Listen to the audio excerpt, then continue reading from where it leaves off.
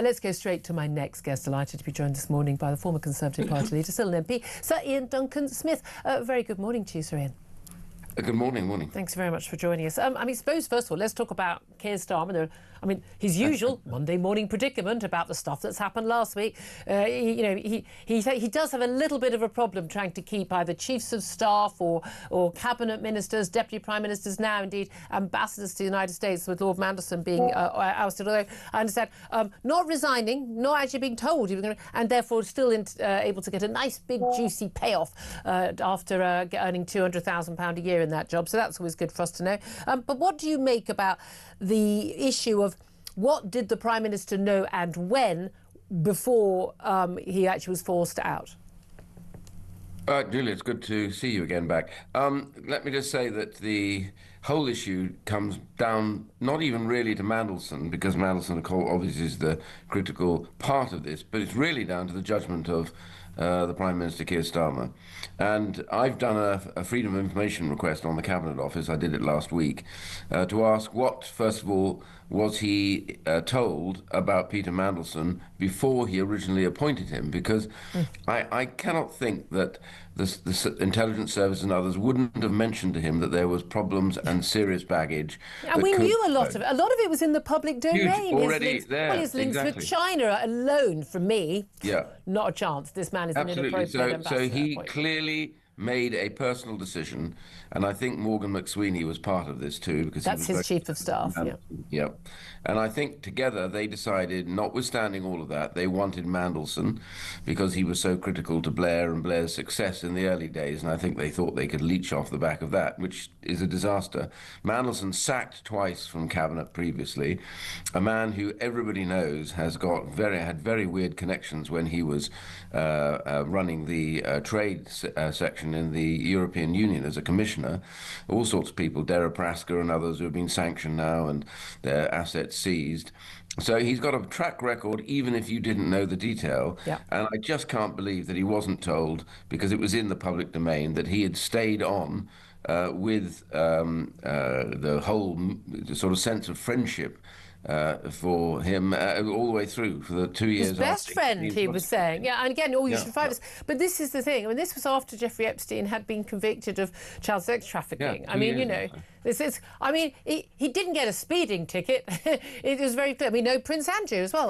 Certainly that's another person who's going to be sweating at the moment. Here's the interesting thing, though. Peter Mandelson is a very dangerous man if he's your enemy.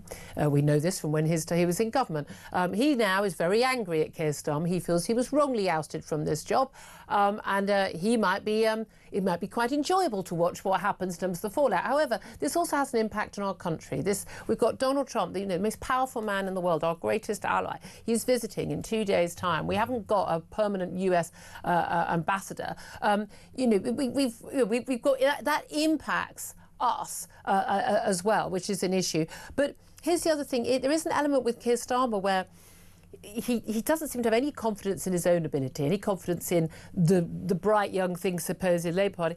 Virtually every appointment seems to be going back to somebody from the Blair era. This is Tony Blair government Mark II, isn't it? Well, it's kind of a Blair government Mark II, but without any of the serious players.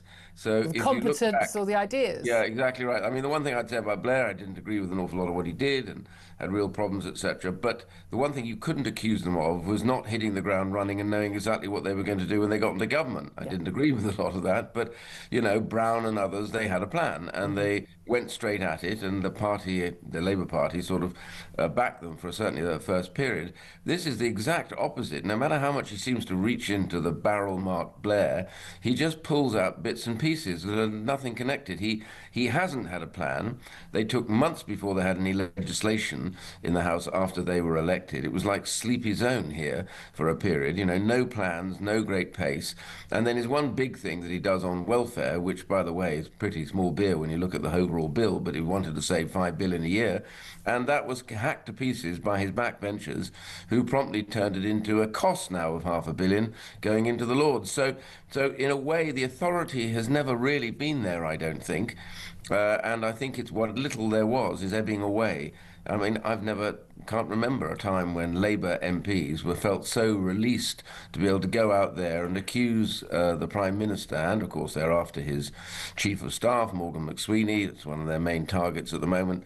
But all of those who are on the left of the party, and that's a pretty sizable chunk of people, are now in full cry against him and against his team. And I just wonder how long a Prime Minister can survive with this much. And yet, this is weird. He's only been in power a year and a couple of months. This is the bizarre thing. This would normally be the dying days rather than the opening days. What do you make of the calls? I mean, the Sunday papers are full of talk about the Mayor of Greater Manchester, Andy Burnham, as, the great white hope up north. Not actually an MP currently, but there is a by-election in Manchester which he might well go for. Reform, it appears, seem to think that this could be their lucky day and this is an opportunity for them. But is Andy Burnham, if he can get back into the House of Commons, is he the answer for Labour? I mean, speaking as a former, Conservative leader, obviously.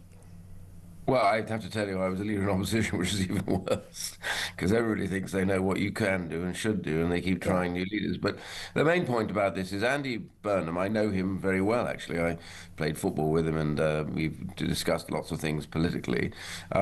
He's been burnishing his credentials and waiting for this moment to happen, and I think that he seriously is, I would think, a contender. But we have this problem in politics, certainly in British politics, where the main parties seem to spend their time hoping for the Messiah to turn up, ready-made, ready to go, and going to lead them to the promised land. And the truth is, politics isn't that simple, and it's very complex at the moment. The government is facing serious issues, not least of which is migration, out of control. It's been like that for some time. It caused real problems for the Conservatives at the last election. The big clash that he has got to decide to do, and this is something I think Labour will not stand for, but to deal with migration is taking away the pull factor. And the only way you do that, as I'm afraid now it's become very obvious, you have to deal with the misrepresented Convention of Human Rights and some of the other things like some of the UN stuff that comes through, rights of the child, etc. Because unless you can do that, they will keep coming. And this one out, one in nonsense that he's got now today, and they're celebrating it. Well, if you bring in an extra person who is now a legal entrant, they can bring their family. Yep. So it becomes one in at about 15 in and one out. And that actually doesn't help at all, because overall migration is a problem, not just illegal migration. So, these big problems, got an economy which is tanking now, thanks to some of the worst decisions that a chancellor coming in can do to an economy that was difficult, has now turned it into a complete mess. He now has his own private chancellor and his Treasury team in Downing Street. So little does he trust the Chancellor that he doesn't even bother any longer to take any of her advice. So we've got different power groups, and this is a year after he got elected. As you said, this is the sort of thing that happened to Tony Blair and to Gordon Brown, when they were about 6 or 7 years into their government, but not a year in. And that's why, so they weren't elected by a massive number of people. Only 33% of the poll elected them, which is the lowest ever for a government. They've got a huge majority because of the divisions on the right between Conservatives and between Reform. All of that has delivered possibly the most incompetent, worst government that I can ever remember. And I have to say, that includes Labour governments that I have seen. This one really holds the record, I think. And also Conservative governments. You guys were in power for a long time. We are where we are. What do you make of things like the march on Saturday? Tommy Robinson organised this march, Unite the Kingdom March. We just had a caller on, Russell. He says he was at the march. He's attended other marches, nothing to do with Tommy Robinson. He said it was peaceful. It was about community. It was about concern for the country. This wasn't, a march of hate. And he says he didn't see any violence. Now, we know there was some violence. We know there was some arrests and some police officers were injured. And there, large groups of people. And ends up what's happening. But do you think that we should take heed that? Some people are saying it's millions, but realistically, 150,000 people would march to the streets, even on the streets like that, and then have the Prime Minister say things like, he will not surrender the British flag to violence. Well, what do you make of all of that? Well, first of all, the concentration on the violence is obvious because of the media. That's what they look for and want to report. Obviously, it's newsworthy. But as I understand from the police, it was one section of the Yep. crowd that had broken through with intent to take on the other march at the same time. So that's where the violence was. I agree with your previous caller. The vast majority seemed to come there for a variety of different reasons, but all to do with their concern over what is happening to their country. Freedom of speech, problems about issues that they can't get the sort of services, the migration hotels. They're feeling now that the government doesn't care about them, cares only about shifting the deck chairs here in Parliament. I mean, I get that in my constituency. People are angry, and I accept that. You know, we didn't make a great success at the end of that time. We didn't pull up from COVID quick enough. We didn't do the things we should have done. I accept all of that. But what I do see now is this government seems to be plunging headlong into a vortex where really they no longer seem to care about anything that's going on outside. And if you do attend a protest, they then accuse you of having far-right views.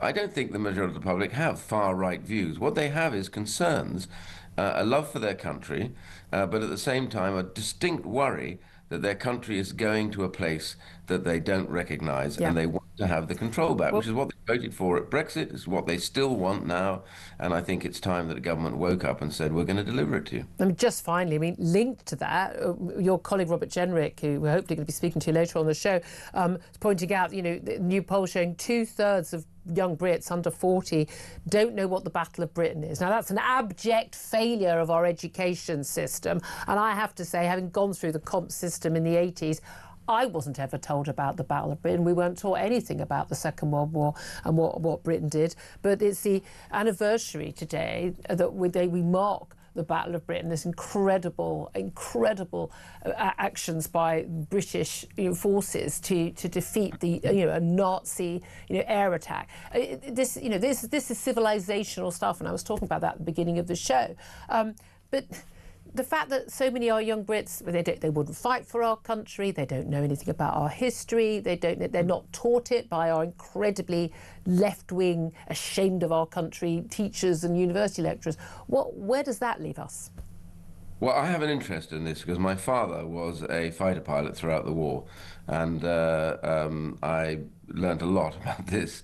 Had 5 gallantry medals. He was one of the aces. I mean, tough guy, and lucky to still be alive at the end of the war because most of them weren't. And the thing I remember was that when I was at school, there was still, we talked about the war, we looked at the Second World War for history, we talked about battles. It was all part of that process of learning and understanding this. That progressively under left-wing educationalists has been stripped out as far as they can from anything to do. They don't want to talk about battles. They seem to have a down completely on what happened historically with the empire, and they seem to want to make sure that we just strip out any concept of being proud of your heroes and of your country that has done so much. And I said to somebody the other day who was trying to have a go about this, and I said, no. I said, have a look around the world. Just look at what this small island has done for the whole world. The free market wouldn't exist for the UK. Yeah. The concept of common law, jury trials, habeas corpus, all things that came out of here. Every sport you can imagine was probably invented on the playing fields of some English school or other. And the reality is, you go through the list of these things, we fought and died for people's freedoms, in Europe, around the world, from the Far East. This is the real story of a most remarkable nation that is inspirational and is unbelievably a nation of leaders. Yep. What has happened to those that have come through is they don't want to hear about that. That is the question. I am proud of our empire because I believe ultimately, we had some problems and mistakes, but genuinely, what did we deliver? Yeah. Fantastic democracies around the world. Exactly. Like India. So, Iain, I mean, we could talk for hours about this. Unfortunately, I'm way over time. But yeah, I know a lot of people in our audience and myself here and in the studio were nodding along with all of that. So, Ian Duncan Smith, so appreciate you joining us. Thank you very much.